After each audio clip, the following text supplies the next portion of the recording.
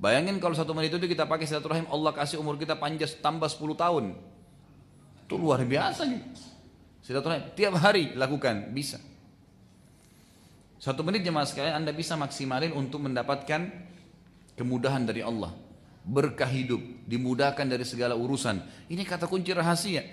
Bagaimana? Baca salawat untuk Nabi Sallallahu Alaihi Wasallam. 100 kali jemaah sekalian 1 menit bisa. Allahumma shalli ala Muhammad, Allahumma shalli ala Muhammad, Allahumma shalli ala Muhammad, Allahumma shalli ala Muhammad. 100 kali bisa. Bukankah Nabi SAW bilang, siapa yang memberikan salam kepada saya 1 kali, Allah akan berikan kepadanya salam atau salawat 10 kali. Apa salawatnya Allah buat kita? Tambahan rahmat, dimudahin urusan, ditambahin rezeki. Itu dengan baca salawat pada Nabi Sallallahu Alaihi Wasallam. Dari tadi dalam majlis ini saja saya yakin 1 jam lebih kita bahas, mungkin lebih dari 70 atau 80 kali kita ucapkan tadi Nabi Sallallahu Alaihi Wasallam, Nabi Sallallahu Alaihi Wasallam. Itu berarti 1 kalinya 10 kali rahmatnya Allah datang, gitu kan? 10 berkah hidup kita, 10 pengampunan dosa, 10 dimudahin urusan, 10 semuanya karena salawat dari Allah SWT kata para ulama hadis dan ulama tafsir pada saat membahas ayat itu kan. Inna Allah malaikatahu yusholluna ala nabi. Maksudnya adalah Allah berikan segala kebutuhan dia 10 kali. Kan gitu. Itu luar biasa. Kalau kita baca dalam 1 menit 100 kali Allahumma shalli ala Muhammad, Allahumma shalli ala Muhammad, berarti Anda telah mendapatkan 1000 ya salawat dari Allah Subhanahu wa taala.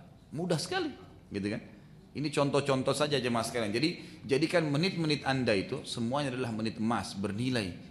Sibukkan diri ya dengan ibadah, maka rakib yang catat otomatis atid tidak akan mencatat, gitu kan?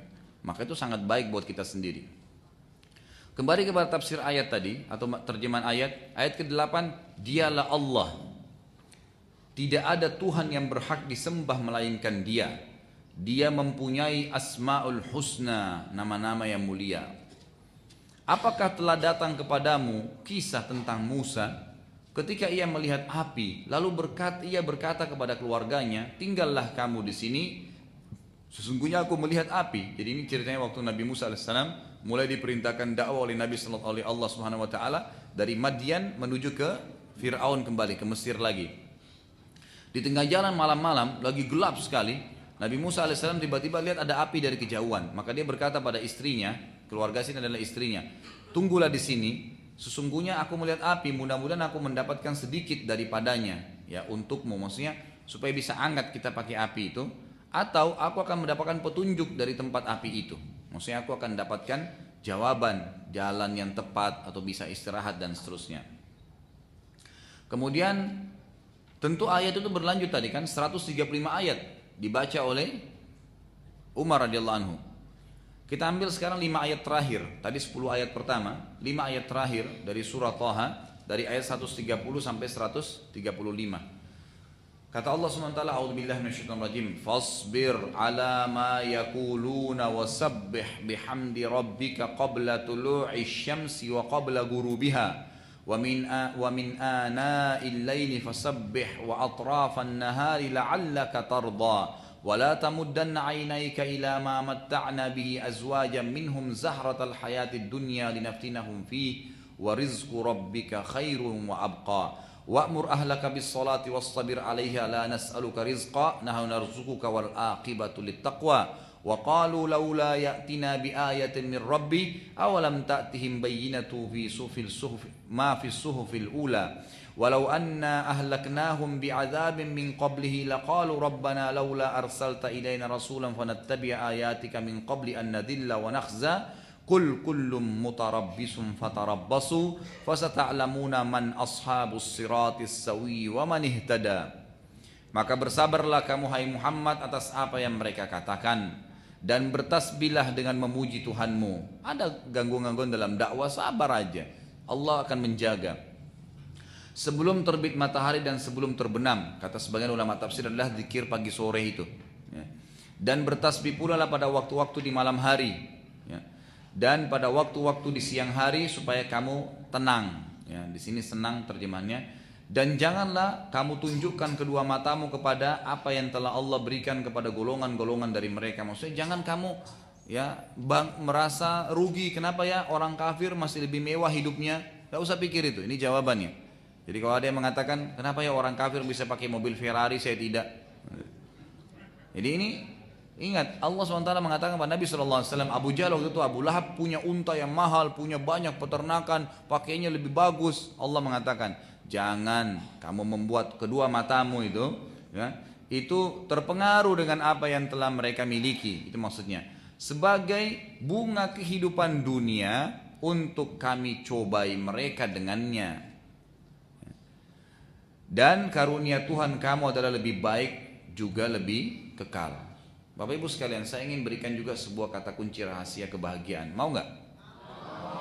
Alhamdulillah sudah semangat sekarang ya. Bapak Ibu, kalau seandainya ada orang yang sedang diberikan nikmat, gitu kan, kemudian kita suruh dia bersyukur, gampang. Lagi nikmat, alhamdulillah, oh iya langsung. Tapi kalau orang lagi susah, disuruh syukur bisa nggak? Bagaimana caranya kalau kita sakit parah bisa tenang jalanin kehidupan? Bagaimana kalau sedang kebakaran habis semua harta kita bisa tenang? Mau tahu katanya bagaimana?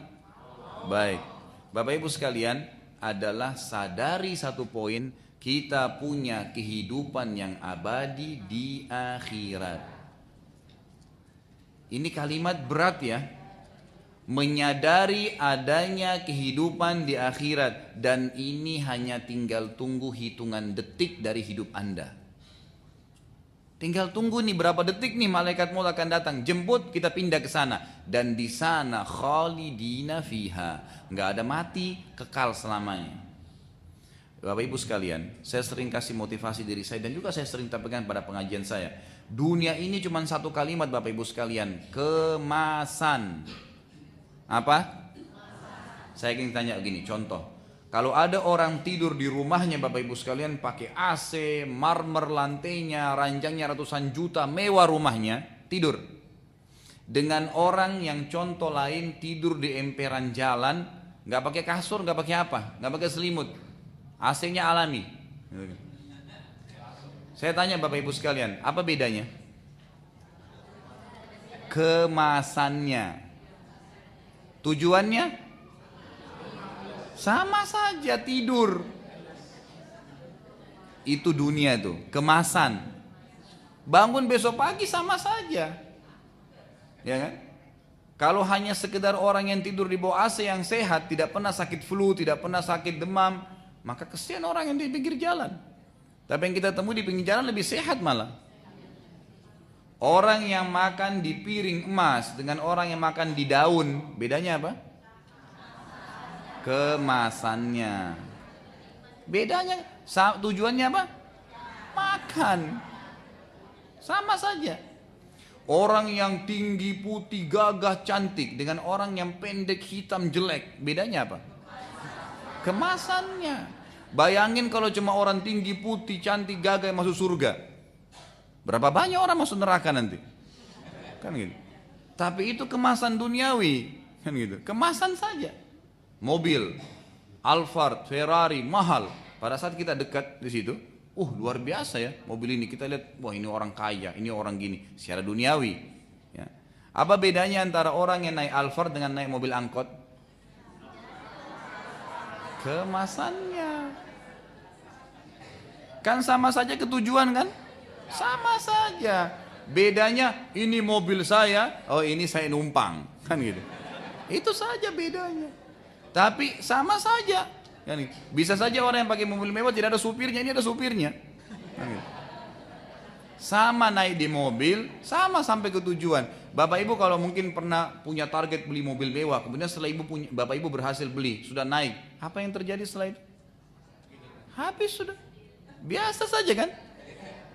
Biasa saja kan, Bapak Ibu punya rumah mewah, sudah beli, sudah tinggalin, sudah dihuni, terus apa? Selesai. Kemasan dunia. Jangan kemasan dunia ini membuat kita lalai janjinya Allah di sana. Karena semua ini pasti akan ditinggalin. Gak ada yang dibawa Bapak Ibu sekalian. Dunia, kemasan. Gitu kan? Jadi jangan sampai terpengaruh. Maka maksimalin untuk mengejar akhirat. Makanya Allah SWT mengatakan walad darul akhiratu lahiyal hayawan. Kehidupan akhirat itulah yang kekal, abadi di sana. Tinggal tunggu malaikat maut cabut roh kita, selesai. Kita pindah ke akhirat. Dan kita sebagai orang yang beriman kepada Allah punya ketenangan, sudah punya bocorannya tuh. Nanti di alam barzah ketemu malaikat, nanti dibukain pintu surga kalau beriman, dibukain pintu neraka kalau orang kafir, ada siksaan, azab kubur, ada nikmat di kubur. Kemudian dibangkitkan di mahsyar, ada hisab, timbangannya kalau berat masuk surga, surga itu begini. Terinciin semua kenikmatannya luar biasa, dalam Al-Quran, dalam sunnah banyak. Kemudian ada kalau salah maka dimasuk ke neraka itu begini gitu kan. Sudah dirincikan semua. Anda sudah tahu, sudah punya bocorannya sebagai orang yang beriman. Salahnya kenapa kita masih mau masuk ke neraka? Dan masalahnya Bapak Ibu sekalian, di akhirat tidak ada pilihan surga atau neraka, nggak ada tempat ketiga. Dan sekarang tempatnya kita menentukan itu. Kalau salah maka salah, dan tidak bisa lagi menyesal, di akhirat tidak ada gunanya. Misal di akhirat tidak ada gunanya. Jadi biarin rakib yang catat amal Anda sibuk dengan amal soleh, Anda juga akan tenang di sana. Dan dunia ini hanya kemasan. Baju yang 50 juta dengan baju 50 ribu sama saja. Kemasannya sama. Itu malah kalau baju yang mewah kemudian jalan, terus dapat apa dia jalan dengan sombong? Gak ada. Sama saja, kemasan gitu kan. Minum di gelas yang mewah dengan gelas plastik sama saja. Kemasannya biasa. Makanya Nabi SAW pernah Bapak Ibu sekalian lagi tidur, kemudian sisi kanan beliau itu kena tanah, karena tikar yang beliau pakai tidur itu ada tanahnya. Umar radhiyallahu anhu masuk ke dalam rumah beliau, lalu begitu lihat setelah berikan salam langsung Umar nangis. Lalu Nabi SAW berkata, ada apa wahai Umar kau nangis? Dia bilang, ya Rasulullah, Raja Persia, Raja Romawi, raja-raja yang sekarang terkenal di zaman beliau gitu kan. Karena mereka tidur di atas kasur-kasur yang empuk, ranjang-ranjang yang besar, yang mewah, kemudian dayang-dayang yang ngipas-ngipasin mereka, sementara Anda raja kami dan nabi kami tidur di atas tanah begini. Langsung Nabi SAW duduk mengatakan, wahai Umar, apakah kamu masih ragu bahwasanya kita pemilik akhirat dan mereka pemilik dunia? Ragu dengan itu? Gak usah ragu. Sebentar ini Bapak Ibu sekalian, siapa yang bisa punya jaminan masih bisa pulang ke rumahnya sebentar? Gak ada.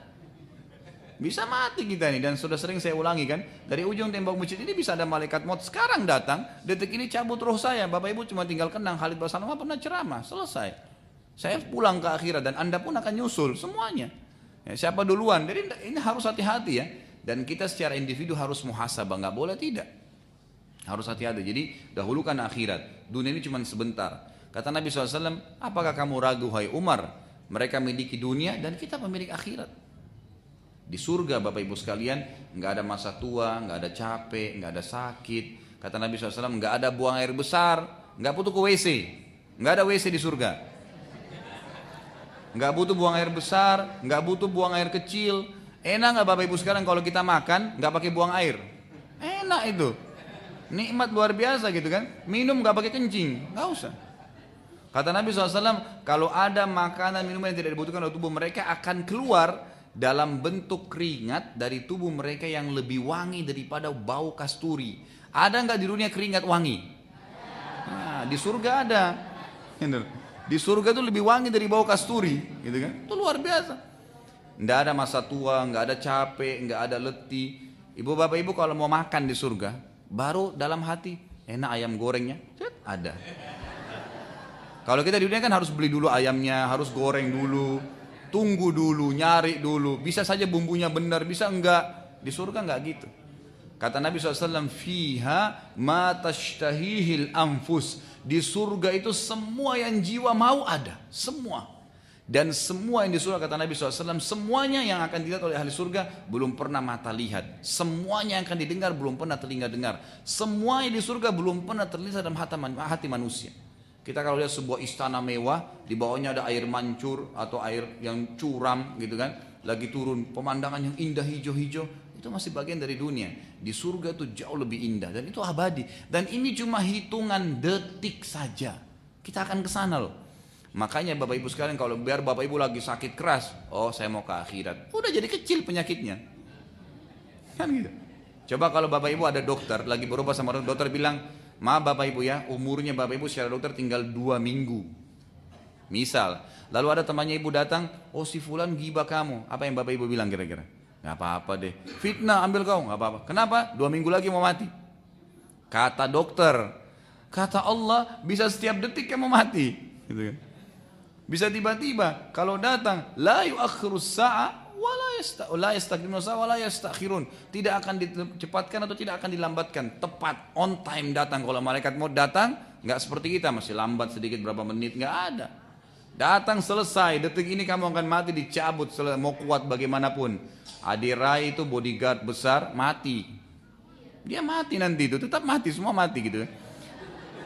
Maksud saya, sekekar apapun orang fitness juga tetap mati. Kan gitu. Orang juga lemah tetap mati, semua mati.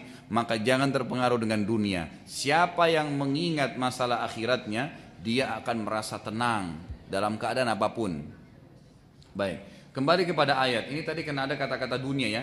Kata Allah SWT, dan janganlah kamu tunjukkan kedua matamu atas apa ya yang kami berikan kepada golongan-golongan mereka. Kelebihan orang kafir, tidak usah terpengaruh, kemasan semua sebagai bunga kehidupan dunia saja untuk kami cobai kepada mereka. Dan karunia Tuhanmu adalah lebih baik dan lebih kekal. Akhirat lebih baik, nggak usah khawatir. Tinggal tunggu detik saja nih. Dan perintahkanlah kepada keluargamu mendirikan sholat dan bersabarlah. Ini kata ulama dari ayat ini, berarti ibadah juga butuh kesabaran. Ya, untuk sholat malam butuh sabar, bangun. Datang ke majelis taklim butuh sabar. Puasa butuh sabar, semua butuh sabar. Dan bersabarlah kamu dalam mengerjakannya. Kami tidak meminta rezeki kepadamu. Kami tidak minta balasan kamu sholat itu. Tapi kamilah yang memberikan rezeki kepadamu. Kami akan balas kamu dengan itu. Dan akibat yang baik adalah bagi orang-orang yang bertakwa. Nanti di akhirat yang selamat orang yang bertakwa.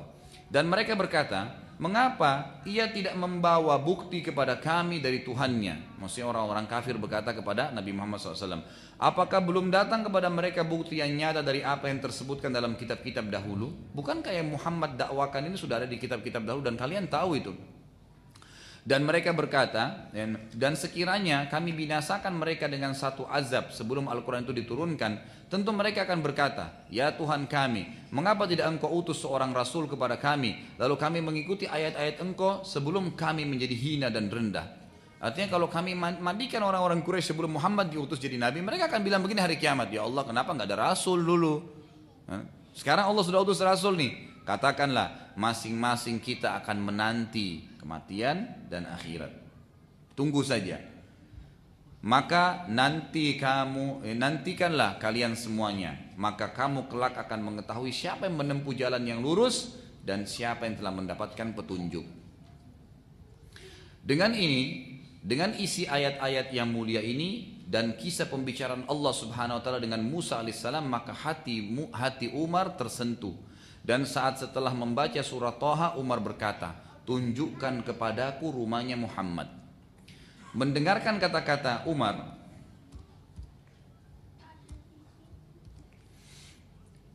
Khabbab radhiyallahu anhu, sahabat Nabi tadi yang sedang ngajar ngaji itu, tiba-tiba yang tadi sembunyi keluar lalu berkata, mari aku yang tunjukkan tempatnya di rumah Arkam bin Abi Arkam. Kenapa? Karena Khabbab waktu dengar Umar lagi baca, kan itu bahasa Arab Quran, dia baca langsung dia bisa. Bukan kayak kita orang Indonesia yang belum mengerti bahasa Arab terus baca Quran susah. Nah, Umar langsung bisa ngaji, gitu kan? Karena bahasanya dia. Baik. Dalam perjalanan, tadi kita kembali ke sahabat yang ketemu dengan Umar yang nyuruh Umar ke rumah adiknya Fatimah, namanya Naim bin Abdullah. Kita kembali kepada kisahnya Naim. Naim radhiyallahu anhu sudah menyampaikan kepada Nabi sallallahu alaihi wasallam bahwasanya Umar keluar untuk membunuhnya. Apalagi keadaan Umar dengan perlengkapan perang. Sewaktu tiba di depan rumah Arkam, Hamzah radhiyallahu anhu. Jadi Umar maksudnya, setelah Umar tiba, dituntun oleh si Khabbab ini depan rumah Arkam itu. Hamzah radhiyallahu anhu paman Nabi yang terkenal. Kita juga sudah sebutkan itu tadi masuk Islamnya Hamzah ya. Hamzah sama Umar ini dua-dua orang yang sangat kuat badannya. Dan mereka-mereka ini kalau berburu jemaah sekalian bukan rusa tapi singa, harimau. Ya, itu berburunya Hamzah dengan Umar, gitu kan? Hamzah berkata, biarkanlah ia ya Rasulullah. Aku akan membunuhnya dengan pedangnya sendiri. Maksudnya kalau Umar macam-macam saya yang bunuh ya Rasulullah. Rasulullah SAW mendengar hal tersebut lalu berkata, masukkanlah Hamzah ke dalam kamar dan bukalah pintu. Ini perhatikan ya. Jadi untuk memecahkan permasalahan jemaah sekalian bukan dengan emosional. Emosi itu tidak akan menyelesaikan masalah. Jadi Hamzah tadi sudah mengatakan kalau dia macam-macam saya akan menghadapi. Bukan begitu. Nabi malah suruh masukkan Hamzah dalam kamar dikunci, nggak boleh keluar. Lalu Nabi suruh buka pintu. Orang-orang semuanya heran dengan perintah Nabi SAW. Tetapi para sahabat mentaati beliau SAW. Begitu pintu dibuka dan Umar memasuki pintu dengan poster tubuh yang sangat besar tadi. Itu bayangkan kalau naik di atas kuda, kakinya sampai di tanah tuh. Gimana tuh kalau lagi duduk di atas kuda ya? Biasanya kan orang paling kakinya sampai di perut kuda, ini nggak sampai ke tanah. Ya, Allahu alam kudanya bisa nampung Umar tuh gimana gitu kan? Dan lengkap dengan perlengkapan perang. Nabi SAW mendekatinya lalu berkata dengan tegas sambil menarik baju Umar dan membuat Umar jatuh di depan lutut Nabi SAW. Jadi Nabi pegang pundaknya Umar. Nabi SAW juga tinggi besar kan, sudah pernah kita jelaskan. Jadi tidak beda jauh dengan Umar. Nabi SAW sungguh besar dan sangat kokoh gitu. Dan semua Nabi punya kekuatan 10 laki-laki. Jadi Nabi itu tidak bisa dikalahin oleh manusia biasa. Memang Allah berikan kelebihan. Nabi SAW pegang pundaknya Umar lalu menggoncang dengan keras. Lalu sampai Umar jatuh ke lutut Nabi dan Nabi SAW berkata, bukankah sudah tiba saatnya engkau memeluk agama Islam wahai anaknya Khattab? Apakah engkau menunggu sampai siksaan Allah turun padamu lalu engkau mau masuk Islam? Maka Umar lalu mengatakan, asyhadu an la ilaha illallah wa anna Muhammad Rasulullah. Ya. Aku bersaksi tidak Tuhan yang berhak disembah dan engkau adalah utusannya. Serentak Nabi SAW bertakbir dengan keras. Allahu Akbar. Nabi bilang begitu. Dan seluruh kaum muslimin bertakbir dengan takbiran tersebut yang mengguncangkan Mekah. Satu rumah itu semua bertakbir. Allahu Akbar. Kaget ini yang masuk Islam Umar. Gitu kan. Maka semuanya Bapak Ibu sekalian akhirnya takbir. Dan takbir itu ternyata apa yang terjadi? Quraisy saling bertanya. Karena takbir itu ternyata terdengar sampai dekat Ka'bah. Pastilah ada sesuatu yang terjadi. Melihat kejadian tersebut, Nabi SAW memerintahkan agar seluruh sahabat pulang ke rumah masing-masing. Setelah itu Umar radhiyallahu anhu mulai berbicara. Ia bertanya. Jadi begitu masuk Islam, tersentuh. Perhatikan sahabat ya. Mungkin kalau kita kayak sekarang ini mu'allaf masuk Islam, saya mu'allaf. Nggak belajar. Jadi bukan masuk Islam ini ceritanya. Beda. Hanya mau coba-coba. Perhatikan Umar. Baru ucapin syahadat apa yang dia buat. Dia bilang apa? Siapa orang Quraisy yang paling keras terhadap agama Islam dan kaum muslimin? Paling pertama pertanyaannya. Dia tanya sahabat-sahabat, siapa yang paling siksa kalian? Mereka bilang Umar bin Hisham. Siapa itu? Abu Jahal tadi. Abu Jahal ini kebetulan teman dekatnya Umar. Umar bin Khattab, dua-duanya Umar kan? Maka Umar radhiyallahu anhu segera menuju ke rumahnya. Yang pertama Umar buat sudah syahadat, belum belajar Islam nih. Dia keluar dari rumahnya Nabi SAW ke rumahnya Abu Jahal. Setelah mengetuk pintu dan dibukakan pintu, Abu Jahal langsung menyambutnya seraya berkata, selamat datang wahai anak saudaraku. Ini biasa orang Arab bilang begitu. Maksudnya ayahmu itu saudaraku, maka kau anak saudaraku. Itu biasa istilah gitu. Umar berkata, wahai Aba Hakam, tidakkah engkau mengetahui bahwasanya aku bersaksi tidak Tuhan yang berhak disembah kecuali Muhammad benar-benar utusannya? Abu Jahal lalu berkata, celakalah engkau. Lalu membantingkan pintu untuk Umar radhiyallahu anhu. Umar bertanya lagi, perhatikan perilaku yang kedua. Siapa di antara orang Quraisy yang paling tidak bisa memegang rahasia dan suka menyebarkan berita ke orang-orang? Sahabat bilang, mereka berkata, kami tidak tahu orang yang lebih hebat daripada Jamil bin Muammir. Dengarkan nih bagaimana hebatnya Jamil nyebarin berita, gitu kan? Jadi kalau ada orang yang gosip di zaman sekarang mungkin tidak seperti Jamil bin Muammir nih. Umar radhiyallahu anhu lalu mendatangi Jamil, menuju ke Jamil. Maaf, saya kalau ada yang nama Jamil di sini ya. Ini memang sejarahnya begini soalnya. Umar radhiyallahu anhu lalu menuju ke Jamil yang saat itu sedang duduk dekat Ka'bah, dan rawi kisah ini, perawi hadis ini kebetulan Abdullah bin Umar. Jadi anaknya Umar bin Khattab. Ya. Dia kisah tentang ayahnya waktu lagi jalan menuju ke dekat Ka'bah ketemu dengan Jamil. Yang berkata, aku mengikuti ayahku saat itu yang duduk dekat Jamil lalu membisikkan padanya, wahai Jamil, apa engkau belum tahu? Kata Jamil, apa itu? Kata Umar, karena dia memang suka sekali gosip ini orang. Lalu Umar radhiyallahu anhu bilang apa? Aku bersaksi tidak ada yang berhak disembah Muhammad adalah Rasul. Asyhadu an la ilaha illallah wa anna Muhammad Rasulullah. Lalu apa yang terjadi? Ibnu Umar berkata, demi Allah, Jamil tidak menanggapi apapun, juga tidak menoleh ke ayahku. Tapi langsung berdiri dan berteriak, wahai Quraisy, Umar telah murtad. Tiba-tiba saja orang-orang Quraisy mengurumuni Umar radhiyallahu anhu seraya mereka berkata pada Umar, apakah engkau telah murtad? Umar berkata, nih Umar sendirian, orang Quraisy semua keroyok dia. Perhatikan, Umar mengatakan, tidak, tetapi aku telah memeluk Islam. Aku bukan murtad, aku malah dapat hidayah gitu. Ya. Maka mereka mengeroyok ke Umar radhiyallahu anhu dan terjadi perkelahian antara Umar radhiyallahu anhu dengan mereka dari pagi sampai petang. Berkelahi terus, pukul-pukulan dari pagi sampai sore, gitu kan. Jadi Umar dikeroyok, dipukul, jatuh, berkelahi gitu. Ya, saat Umar radhiyallahu anhu sudah merasa letih, kalau Umar sudah capek, gitu kan, sore, maka ia menangkap salah satu dari pimpinan Quraisy yang kebetulan saat itu adalah Utbah bin Rabi'ah. Jadi kalau di situ yang keroyok dia ada satu pimpinannya ditangkap sama Umar. Lalu apa yang terjadi? Umar menjatuhkannya di atas tanah dan menduduki dadanya. Umar kan besar, duduk di atas dadanya, lalu menusukkan jari-jarinya ke mata Utbah sambil berkata kepadanya, jauhkan mereka dariku atau kubutakan matamu. Utbah lalu bergegas, ya, berkata kepada teman-temannya, tinggalkan ia. Kalau tidak, ia akan mengeluarkan kedua mataku. Karena mereka tahu Umar, gitu kan. Umar nggak main-main kalau bilang. Maka yang terjadi, mereka lalu meninggalkan Umar. Bila menyerang lagi, maka Umar menangkap lagi Utbah. Jadi kalau Umar lagi dipukul lagi, dia kejar, lari kejar lagi Utbah, ditangkap lagi Utbah, dijatuhin lagi, ditusuk lagi matanya, kan gitu. Sehingga akhirnya mereka betul-betul meninggalkan Umar. Maka Umar lalu menangkap Utbah, kemudian menusuk lagi matanya, sampai mereka betul-betul telah meninggalkan Umar radhiyallahu anhu. Cukup situ? Ini baru syahadat ya. Perhatikan Umar, beda dengan sahabat Nabi yang lain. Ya. Yang terjadi keesokan harinya, Umar radhiyallahu anhu menuju ke Ka'bah lalu membaca Al-Quran dengan suara keras. Tapi ini tidak disebutkan surah apa. Kemungkinan surah-surah pendek yang dia baru hafal gitu kan. Karena dia baru masuk Islam kemarin. Ya. Setiap kali ia diserang, ia langsung menangkap salah satu pimpinan Quraisy lalu menusuk kedua bola matanya lagi. Sampai akhirnya Umar radhiyallahu anhu berdakwah secara terang-terangan tanpa ada yang berani memberhentikannya. Semua sahabat kan kalau sedikit ngaji dipukulin, digebukin. Umar enggak, Umar melawan. Dan caranya Umar ini aneh gitu kan, tangkap pimpinannya dipukul. Jadi nggak bisa apa-apa. Keesokan harinya, Umar radhiyallahu anhu mendatangi Nabi SAW lalu berkata, tentu ini khusus untuk riwayat ini, ya masih khilaf di antara umat tentang kesahihannya. Ada yang mengatakan ini dhaif, ada yang mengatakan ini hasan. Ya. Tapi ini sejarah, ini kisah, gitu kan. Wahai Rasulullah, Umar berkata keesokan harinya ya, kepada Nabi SAW, wahai Rasulullah, bukankah kita muslimin? Kita ini benar. Dan mereka orang-orang kafir itu kufur. Mereka kafir, ya. Kita kan benar. Beliau berkata SAW, iya benar. Kata Umar, kalau begitu ya Rasulullah, untuk apa kita sembunyi? Mari kita keluar dan dakwakan Islam. Lalu Nabi SAW berkata, benar.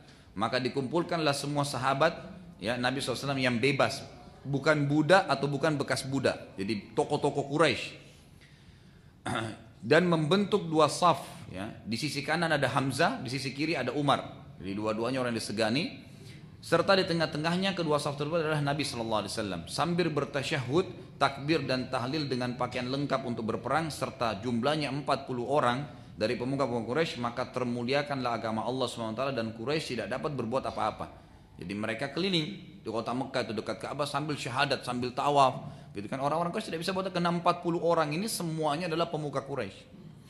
Ya, yang ini riwayat ada yang didhaifkan, ada yang dihasankan gitu. Cuman riwayat ini jemaah sekalian ada yang disalahfahami oleh sebagian orang. Kita anggap derajatnya hasan, ya. Karena kita nukil sekarang di sini. Ada teman-teman kita yang sering demonstrasi menggunakan riwayat ini, mengatakan Nabi aja demo, gitu kan. Beda. Nabi SAW sedang menunjukkan kekuatan Islam di tengah-tengah orang kafir, bukan demo, bakar-bakar ban di jalanan, halangin orang lewat, macet semuanya, itu nggak boleh. Dari mana Islam ngajarin itu, gitu kan? Nggak, bukan dengan cara seperti itu. Dengan perilaku tersebut maka dakwah menjadi lebih terang-terang, lebih terang-terangan. Quraisy jadi lebih terganggu. Maka Abu Jahal pun akhirnya memberanikan diri untuk mendatangi Nabi SAW sambil berkata, wahai Muhammad, bila mulai hari ini engkau mencaci maki Tuhan-Tuhan kami, maka kami pun akan mencaci Allah. Karena selama ini kan dikatakan oleh Nabi SAW, Tuhan kita Allah. Mereka juga yakin ada Tuhan namanya Allah, tapi mereka masih yakin ada Tuhan lain gitu. Itu berhala-berhala. Padahal mereka pun menyembah Allah Subhanahu wa taala. Hanya saja musyrik. Apa itu musyrik? Partisipasikan Allah dengan makhluknya.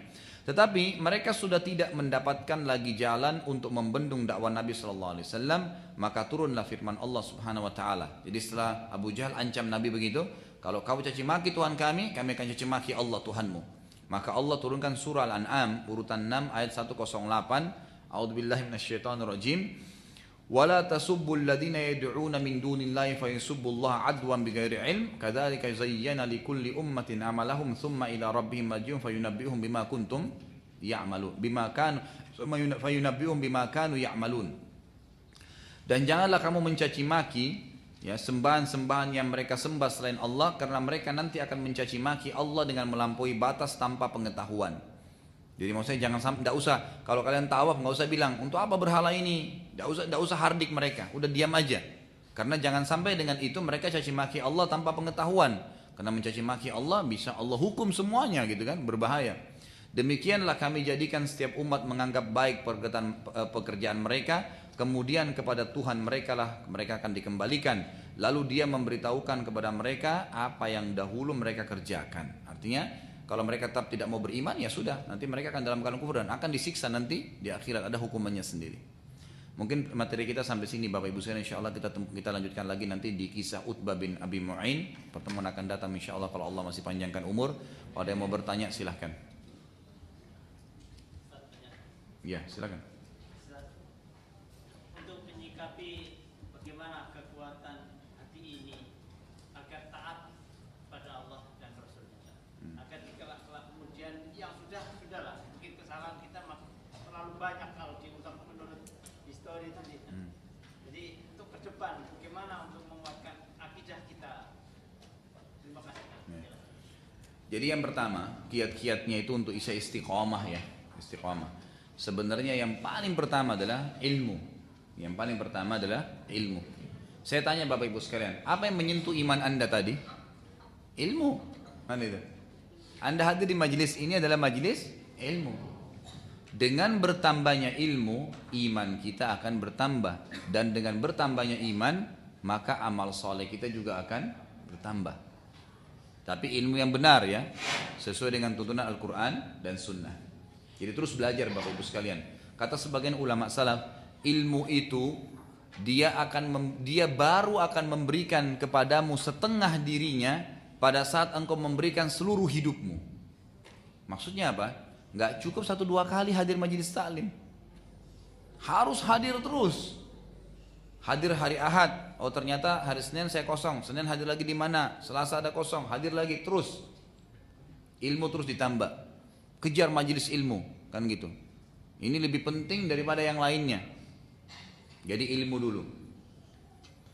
Kemudian yang kedua jemaah sekalian, agar bisa istiqamah, ya, itu adalah mengaplikasikan ilmu itu.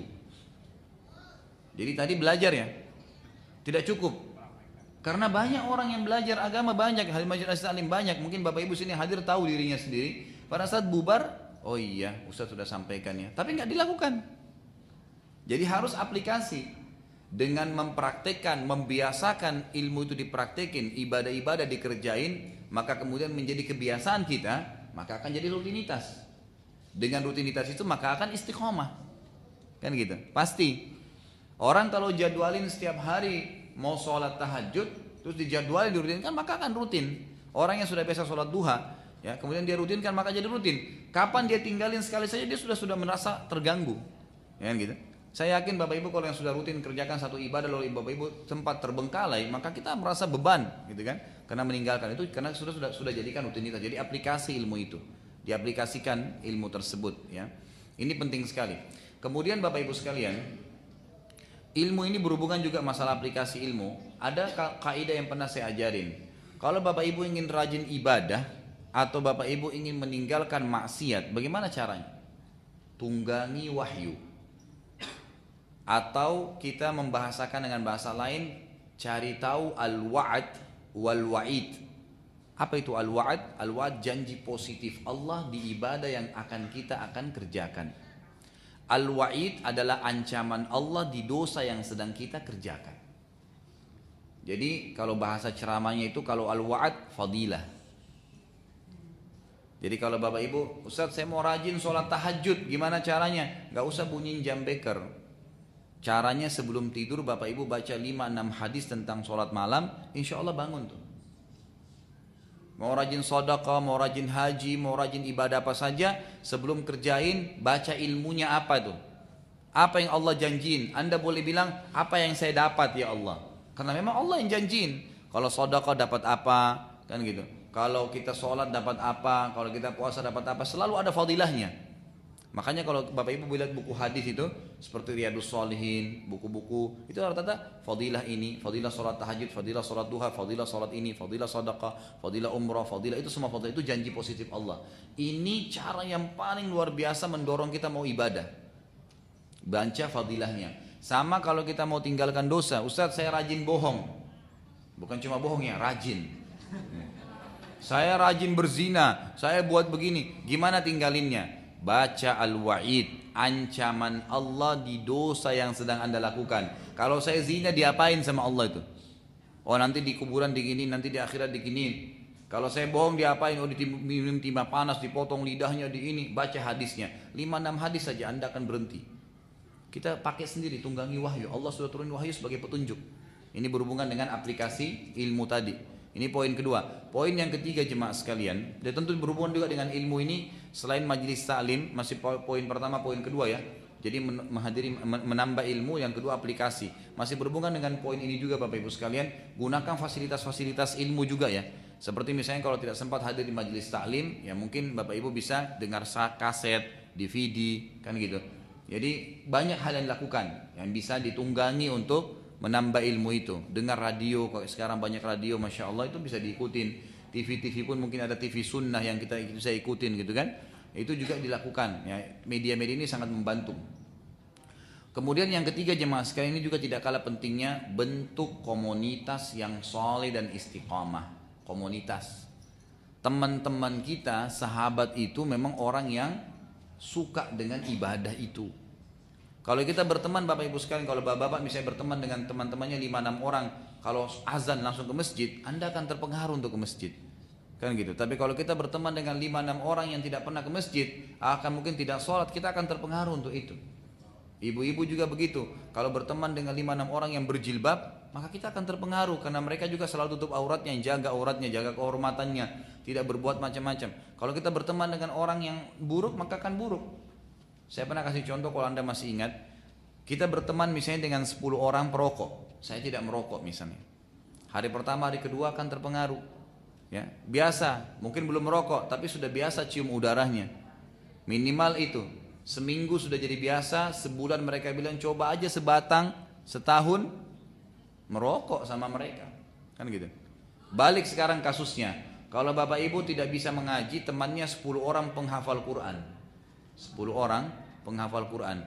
Baik, Anda tidak bisa baca huruf hijaiyah, nggak bisa baca huruf hijaiyah. Lalu bagaimana Bapak Ibu sekalian? Kalau 10 orang menghafal Quran, yang setiap hari ngulangin surah ini, surah itu, ayat ini, ayat itu, kan gitu. Maka hari pertama, hari kedua Bapak Ibu malu, seminggu sudah mulai mau belajar, sebulan bisa seminggu baru huruf hijaiyah, sebulan bisa ngaji, setahun hafal Quran bersama mereka. Makanya saya kadang-kadang kalau ngisi di kampus-kampus itu ke mahasiswa tanya, Ustaz, susah sekali kita istiqomah Ustaz. Saya bilang mulai dari tempat kos Anda. Cari kos-kosan sama teman-teman memang yang istiqomah semua.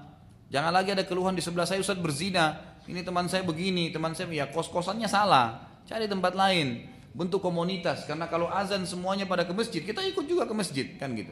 Otomatis bentuk ya, komunitas Islam itu harus ada komunitasnya. Kalau Bapak Ibu temannya semua orang-orang hadir di majelis taklim, Bapak Ibu juga akan rajin ke majelis taklim, gitu kan. Kalau bayangkan kalau kita berteman dengan setiap malam orang ke bar, apa yang dia cerita kira-kira? Kalau perempuannya, oh saya ketemu tadi malam laki-laki begini, oh begini diceritain kelebihan laki-laki. Ibu-ibu bilang tidak terpengaruh, nggak mungkin. Pasti terpengaruh, telinga kita memang mendengar kok. Dia akan ceritain laki-laki itu begini kelebihannya, minimal anggap 10% aja sudah ada pengaruhnya, dan itu luar biasa. 10% bisa dibengkakin sama syaitan. Bapak juga begitu, temannya setiap malam orang ke bar, ke diskotik, dia cerita apa? Cerita tentang itu, saya ketemu perempuan, saya ketemu begini, saya begini. Maka jadi cerita itu yang membuat mendengung di telinga kita dan berpengaruh kepada hati. Bandingkan kalau orang ke majelis taklim, Bapak Ibu sekarang kalau pulang, kemudian ceritain apa kira-kira kalau pulang dari majelis kita? Oh tadi sirah itu begini, oh tadi itu begini, oh tadi itu begini, kan ceritanya lain, kan gitu. Pasti ceritanya tentang masalah agama, dan itu penting. Komunitas itu penting, komunitas penting. Dan juga yang tadi sudah saya titip pesankan, ya titip pesankan, sadarilah ada kehidupan akhirat dan dunia ini hanya kemasan. Selesai, pegangi sampai Anda mati itu, insya Allah akan aman. Sudah ya? Masih ada lagi? Kita masih punya waktu 10 menit. Ibu-ibu, sebentar di belakang dulu.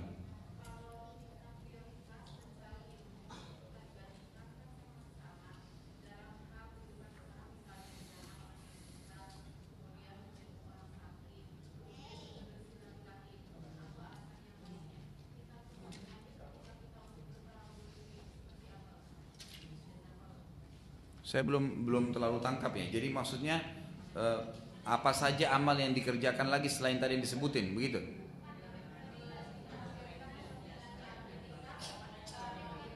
Mohon maaf panitia, bisa ada yang mic, kasih mic dulu biar jelas. Coba diulangi.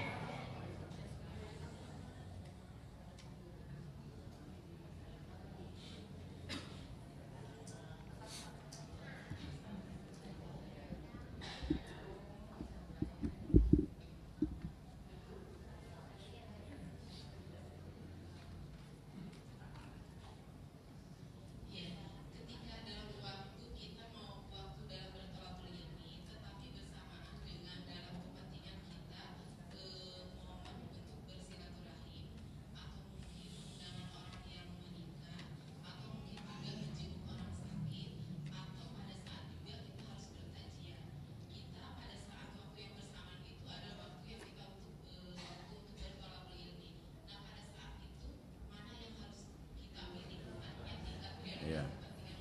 Jadi yang lebih wajib itu yang didahulukan. Misal pada saat misalnya menghadiri majelis ta'lim bertepatan misalnya jam 10.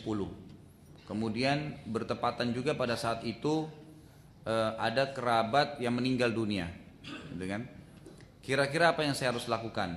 Ke rumahnya kerabat yang meninggal dulu takziah atau saya hadir majelis ta'lim? Kita lihat skala prioritasnya. Kalau menghadiri majelis taklim misalnya jam 10 sampai jam 12 gitu kan, contoh itu bisa selesai jam 12, maka kita prioritaskan menuntut ilmu otomatis. Kenapa? Karena takziah masih bisa ba'da duhur, masih bisa ba'dal asar, masih bisa ba'dal maghrib, masih bisa ba'da isya, walaupun dua-duanya masuk dalam kewajiban gitu kan, karena bertemu. Tapi kita lihat skala prioritasnya bagaimana. Kemudian pada saat tadi contoh-contoh yang lain semuanya ya, contoh-contoh yang lain, kita tinggal pertemukan saja mana yang skala prioritasnya. Kalau memang ada yang masih bisa ditunda sebentar, ditunda aja, gitu kan, tidak ada masalah. Nah itu juga bagusnya sekalian seperti ini ada media-media yang bisa ditunggangin ya. Jadi kalau bapak ibu lagi sakit, ada udzur syar'i, maka sangat baik saya selalu dukung kalau ada di majelis taklim itu direkam, gitu kan. Itu minimal untuk jemaah yang hadir saja dan anda bisa review. Kalau tidak sempat hadir maka diulangin, gitu kan. Saya kadang-kadang dulu kalau di kampus kalau ada udzur lagi sakit nggak bisa hadir, saya tanya ke teman saya, kemarin belajar apa akhi? Dia ceritain sama saya, dia sekalian mereview apa yang dia pelajari, saya juga dapat ilmu gitu kan. Oh iya, kemarin belajar ini. Jadi skala prioritas aja. Kurang lebih begitu jawabannya. Siapa lagi? Ya, silakan Pak. Waalaikumsalam.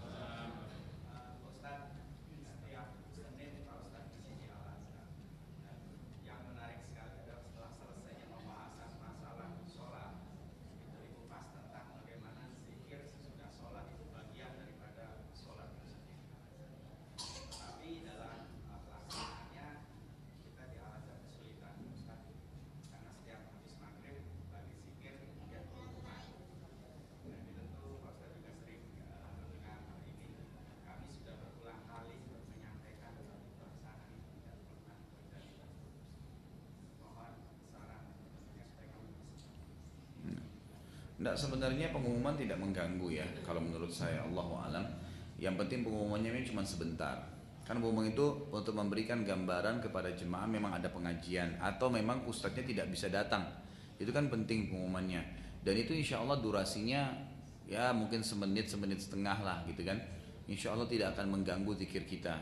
Dan kecuali kalau misalnya begitu salam gitu kan langsung ustadznya bicara ceramah sehingga zikir sholat kita nggak dilakukan. Nah ini mungkin yang perlu diperbaikin. Tapi kalau selama ini di Al-Azhar saya lihat sih masih masuk dalam kategori biasa saja. Insya Allah itu tidak mengganggu karena iklan itu juga perlu. Seperti ada beberapa waktu lalu saya nggak bisa hadir gitu kan. Kalau saya cuma SMS ke pengurus dan akhirnya memang dia harus menyampaikan ke jamaah supaya tidak salah paham dengan masalah seperti ini. Jadi insya Allah mudah-mudahan tidak mengganggu itu. Ada yang lain? Ya. Oh iya. Dalam membina masyarakat Islam di Madinah, Rasulullah SAW mempersaudarakan kaum Muhajirin dan Ansar. Seperti Abu Bakar beliau persaudarakan dengan Harithah bin Zaid, Ja'far bin Abi Thalib dengan Muadz bin Jabal, Umar bin Khattab dengan Itbah, Begitu seterusnya. Tiap-tiap orang dari kaum Ansar disaudarakan dengan kaum Muhajirin dan persaudaraan ini hukumnya sebagai saudara kandung. Pertanyaan, bagaimana caranya persaudaraan tersebut? Apa makna dan hukumnya sebagai saudara kandung? Pertama saya jawab dari pertanyaan kedua dulu. Jadi ini bukan saudara kandung.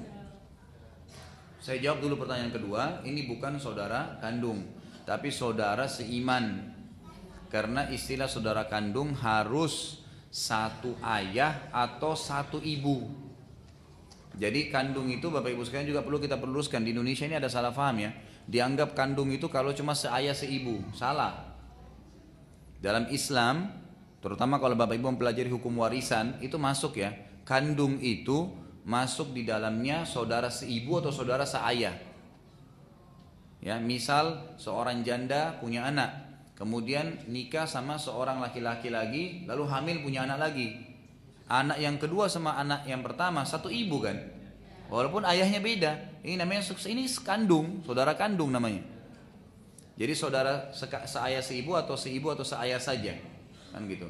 Saudara tiri itu adalah kalau janda bawa anak, si duda punya anak mereka saudara tiri, karena nggak ada jalur. Nggak ada hubungannya, nggak seayah atau nggak seibu, itu baru tiri. Karena di Indonesia kadang-kadang gitu, misalnya ada seorang laki-laki istrinya meninggal, lalu dia nikah lagi, dia sudah punya anak misalnya 3. Lalu anak dari istri pertamanya menganggap anak dari istri yang sekarang saudara tirinya. Terjadilah ribut masalah itu, karena ada kata-kata tiri saja. Ini kalimat-kalimat ini perlu diperbaikin gitu kan. Jadi saudara kandung itu definisinya. Tapi kalau saudara yang antara Muhajirin dan Ansar, ya, dan antara muslim dengan muslim itu bukan saudara kandung tapi saudara seiman. Itu yang diistilahkan dengan ukhuwah, persaudaraan. Persaudaraan dalam Islam ini ada 2 macam. Ada yang sifatnya individual, ada yang sifatnya umum. Semua umat Islam harus saling mencintai, itu ukhuwah umum. Ada yang ukhuwah yang lebih khusus, individual, yang Nabi SAW lakukan itu. Saudarakan fulan sama fulan, fulan sama fulan dan seterusnya, itu persaudaraan secara khusus gitu kan, secara individu. Manfaatnya ini adalah bagaimana agar mereka saling mengingatkan dalam ketaatan dan ya saling melarang dari kemaksiatan. Makanya dalam salah satu hadis kan ada 7 golongan dalam hadis Sahih riwayat Bukhari, 7 golongan yang Allah naungi di hari kiamat, di mana tidak ada naungan kecuali naungan Allah. Di antaranya adalah 2 orang yang saling mencintai karena Allah, berkumpul karenanya dan berpisah karenanya. Selama masih dalam ketaatan mereka bersahabat, selama ada yang bermaksiat diingatkan tidak mau, mereka berpisah. Ini yang dimaksud tadi persaudaraan dalam Islam seperti ini, ya seperti ini. Kalau bagaimana caranya? Yang paling pertama yang Anda harus lakukan adalah kalau Anda melihat seseorang yang ahli ibadah bagus, gitu kan, maka Anda disunnahkan untuk mengucapkan kepadanya, inni uhibbuka fillah. Kalau laki-laki, ya tentu ini harus sesama jenis ya. Laki-laki sama laki-laki, perempuan dengan perempuan. Jangan lagi nanti kata-kata ini dipakai untuk membenarkan ta'aruf atau pacaran lagi, yang dikatakan ada pacaran islami gitu. Nah, ini tidak ada semuanya. Jadi laki-laki sama laki-laki, perempuan sama perempuan. Kalau yang sifatnya khusus, kalau yang sifatnya umum boleh. Seperti saya mengatakan misalnya di majelis ini, Bapak Ibu sekalian, inni uhibbukum fillah, itu boleh. Bapak Ibu saya cintai kalian semua karena Allah, itu boleh secara umum. Umat Islam semua boleh, kan gitu. Tapi kalau yang khusus nggak boleh kecuali sesama jenis. Laki-laki sama laki, perempuan, seperti perilaku Nabi SAW mempersaudarakan antara laki-laki sama laki-laki di zaman beliau SAW yang tadi Muhajirin dan Ansar gitu. Nah Bapak Ibu sekalian, disunnahkan paling pertama sekali adalah kita kalau melihat kelebihan ibadah dari saudara kita, maka kita datang dan mengucapkan kepadanya, inni uhibbuka fillah. Kalau laki-laki, inni uhibbuki fillah. Kalau perempuan, kan gitu. Jadi saya mencintai kamu karena Allah. Sesuai dengan hadis Bukhari, pernah ada seorang sahabat melihat sahabat yang lain lagi bagus sekali ibadahnya. Lalu dia berkatakan, saya suka orang ini. Lalu kata Nabi SAW, kejarlah dia dan ucapkan di depan mukanya. Katakan kepadanya, inni uhibbuka fillah. Gitu kan? Ini yang pertama disunnahkan atau tata cara orang berukhuwah.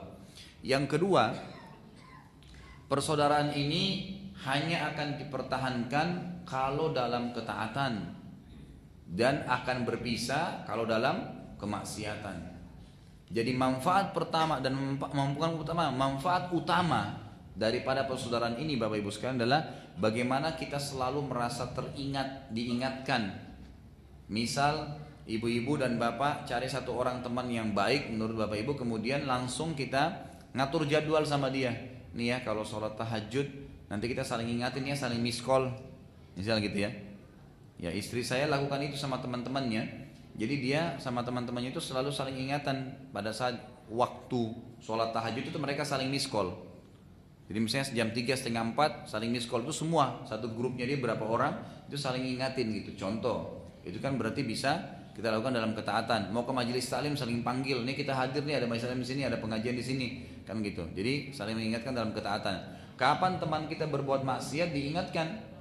Kalau dia tetap ngotot, tiba-tiba ada seorang ibu atau akhwat kita atau ukhti kita tiba-tiba buka jilbab, diingatin nggak mau juga, ya sudah, putus hubungan itu karena Allah Subhanahu Wa Taala. Itu memang adabnya, itu memang adabnya. Kemudian tidak boleh Bapak Ibu sekalian, persaudaraan ini berlaku kepada orang non Muslim. Ini hanya Muslim, tidak berlaku sama non Muslim, gitu kan? Tidak berlaku sama Muslim. Fadilahnya disebutkan dalam banyak hadis. Kata Nabi SAW diantaranya hadis sahih. Sesungguhnya orang yang saling mencintai karena Allah dan berpisah karenanya, itu akan disiapkan pada hari kiamat mimbar yang bercahaya sangat terang. Sampai-sampai para nabi dan syuhada pun cemburu dengan mereka. Siapkan mimbar yang mereka akan tampil di mimbar itu, orang semua lihat di hari kiamat. Ini orang saling mencintai karena Allah.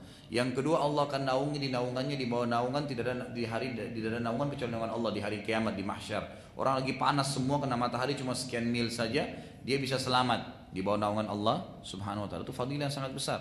Ya, Allah Subhanahu Wa Taala selamatkan dia karena itu. Ya. Kemudian juga temannya dia, saudaranya itu bisa memberikan syafaat untuknya pada hari kiamat. Ya, bisa memberikan syafaat pada hari kiamat. Ada sahabat Nabi, dua orang yang saling mencintai karena Allah, kemudian dia hadir di perang Uhud. Pada saat sebelum mereka pisah gitu kan, lalu pada saat masuk menyerang musuh, mereka saling mewasiatkan, siapa yang mati duluan jangan lupa dia berikan syafaat saudaranya, karena kan orang mati syahid dapat syafaat, memberikan syafaat 70 keluarganya gitu kan. Jadi pada saat temannya jatuh ya di depan teman sahabatnya, lalu sahabatnya pun itu menjatuhkan dirinya lalu berkata, jangan kamu lupa syafaatmu untukku hari kiamat. Lalu mati temannya, mati syahid itu. Kan gitu. Ini contohnya.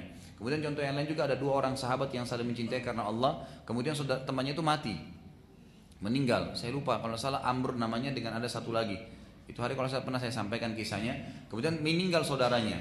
Tapi mereka saling mewasiatkan, siapa yang mati duluan, kalau dia bisa diizinkan sama Allah untuk datang dalam mimpi, datang dalam mimpi. Akhirnya apa jemaah sekalian, meninggallah satu orang di antara mereka. Kemudian pada saat meninggal, temannya ini mimpi, datang benar tuh. Terus ditanya sama temannya masih hidup, bagaimana keadaanmu sekarang di akhirat? Kata yang sudah meninggal, alhamdulillah Allah ampuni semua kesalahan saya sudah selamat. Tapi dia nggak banyak ngomong, dia cuma bilang begitu. Lalu temannya yang masih hidup ini bilang, tiba-tiba saya lihat di daerah lehernya, wilayah lehernya itu ada warna hitam besar, kayak luka bakar gitu. Ditanya, apa yang ada di lehermu itu? Kata yang sudah meninggal, ini 50 dirham utang yang pernah saya ambil dari orang Yahudi, belum saya kembalikan. Berarti utang pun sama orang kafir tetap harus dibayar. Gitu kan? Ini banyak umat Islam ini yang sudah terlanjur utang-utang, ya, itu harus dibayar, nggak boleh tidak. Lalu yang terjadi jemaah sekalian, yang sudah meninggal bilang, uang itu saya sudah niat mau bayar, saya letakkan di sebuah karung yang saya taruh di ruangan tamu rumah saya. Di bawah tempat ini disebutkan tempatnya. Tolong kamu ambilin, bayarin ke orang Yahudi itu. Baik. Sadarlah dia bangun. Sebelum dia bangun, temannya yang sudah meninggal bilang ini, ketahuilah, apapun berita tentang keluarga kami di dunia yang terjadi dan berita tentang kalian sampai kepada kami. Malaikat ceritain semua tuh kerabat kamu begini, istri kamu begini, suami kamu begini, anak kamu begini, sampai semua berita ke dia, gitu kan, semua. Jadi yang terjadi Bapak Ibu sekalian, bangunlah yang sudah masih hidup ini bangun, lalu dia pergi ke rumahnya, istrinya temannya meninggal, ditanya, assalamualaikum, diceritakan saya mimpi suamimu datang dan dia punya utang, katanya ada uang ditaruh di sini, diperiksa ternyata betul ada karung itu. Diambil, dibawa ke orang Yahudi yang sudah sebutkan namanya dalam mimpi juga, dan dikasih, ini si fulan pernah utang sama kamu, dia bilang ya, berapa 50 dirham, ini sudah dibayar, sudah selesai, dibayarin gitu kan. Lalu dia pulang, mohon maaf tadi di mimpi juga, yang sudah meninggal itu bilang, semua berita kerabat kami dan berita kalian sampai kepada kami, sampai dia bilang, ada kucing ya berapa hari lalu mati di rumahku, itu disampaikan oleh malaikat kepadaku. Kucingnya di rumah mati, malaikat bilang ada kucing di rumahmu, itu mati gitu. Disampaikan.